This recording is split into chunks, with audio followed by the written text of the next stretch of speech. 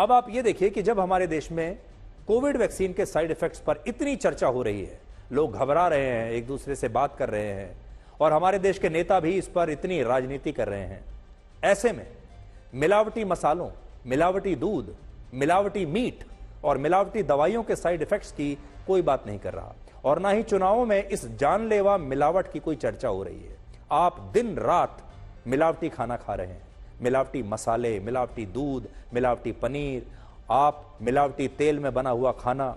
आप जब खाना घर में ऑर्डर करते हैं, आपको खुद नहीं पता होता कि ये खाना किस सामान से बना है और वो कितना मिलावटी है, इसका तेल कितना मिलावटी है और किस क्वालिटी का है, लेकिन कोई शिकायत नहीं करता, उसके साइड इफेक्ट्स की कोई बात नहीं करता। इसलिए आज हम आपको बताएंगे कि ये मिलावट कैसे भारत के लोगों के बीच मौत बांट रही है। और मुंबई में एक 19 साल के लड़के की सिर्फ मिलावटी खाना खाने की वजह से मौत हो गई। 19 साल के इस लड़के का नाम प्रथमेश था, जिसने 3 मई की शाम को मुंबई में एक सड़क पर लगे ठेले पर चिकन शवरमा खाया था।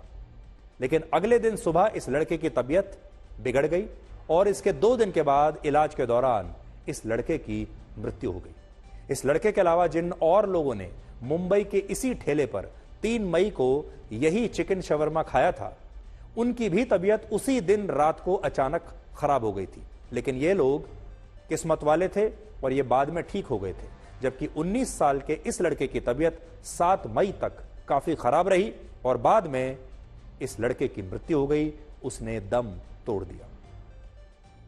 अब पुलिस ने जांच शुरू की तो पता चला कि जिस ठेले पर यह चिकन शवरमा खाने से इस लड़के की मौत हुई, वहां इसके लिए चिकन के सड़े हुए मांस का इस्तेमाल किया गया था।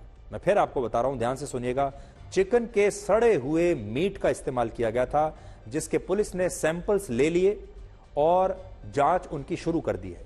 पुलिस ने यह भी बताया है कि इस ठेले को लगाने वाला लड़का घटना के बाद से ही फरार है, वो भाग गया और पुलिस अभी भी उसकी तलाश में जुटी हुई है।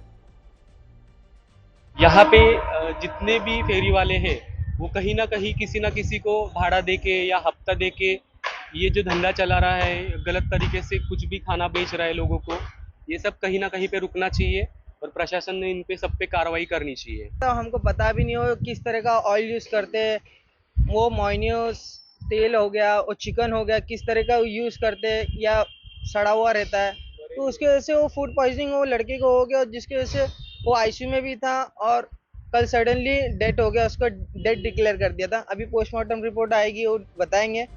तब तक वो पुलिस प्रशासन भी कुछ एक्शन नहीं ले रही थी जब तक उसका डेथ नहीं हुआ। 2 हफ्ते पहले मुंबई के गोरेगांव में भी एक ऐसी ही दुकान पर चिकन शवरमा खाने से 12 लोगों की तबीयत खराब हुई थी और उन्हें अस्पताल में भर्ती होना पड़ा। जबकि पिछले साल तमिलनाडु में एक रेस्टोरेंट पर यही चिकन शवरमा खाने से एक लड़की की मौत हो गई थी और उसके अलावा 43 और लोगों ने इसी रेस्टोरेंट में यही चिकन शवरमा खाया था, जिन्हें अचानक उल्टियां होने लगी और इसके बाद इन लोगों को भी अस्पताल में भर्ती कराना पड़ा।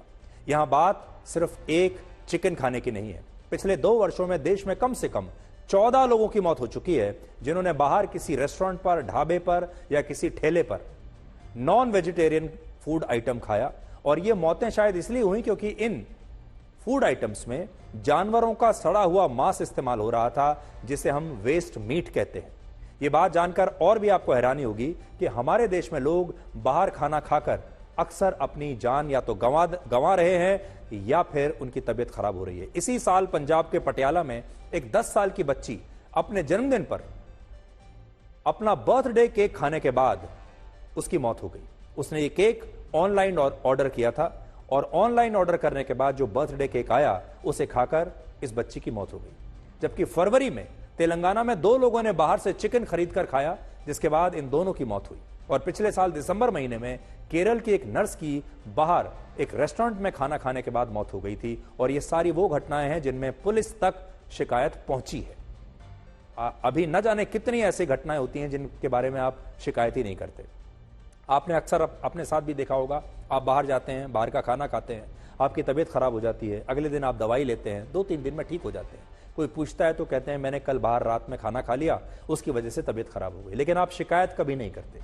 हालांकि अगर आप इस व्यवस्था को बदलना चाहते हैं तो मिलावट के इस गोरख धंधे को अगर बंद करना चाहते हैं तो ऐसे मामलों में भारत सरकार की संस्था food safety and standards authority of India की वेबसाइट और उनके ऐप पर आपको जरूर शिकायत करनी चाहिए। इस अथॉरिटी का एक हेल्पलाइन नंबर भी है और आप इस नंबर को भी नोट कर सकते हैं और ऐसे किसी भी मामले की यहां शिकायत कर सकते हैं जिसमें आपको खाने पीने के सामान में मिलावट का शक है। यह बहुत बड़ी खबर है और इस पर आपको चुप नहीं बैठना चाहिए, क्योंकि हमारे देश में हजारों लाखों लोग ऐसे हैं जो अपना मुनाफा कमाने के लिए, अपनी जेबें भरने के लिए आपको घटिया क्वालिटी का खाना बेचते हैं, आपको मिलावटी खाना बेचते हैं।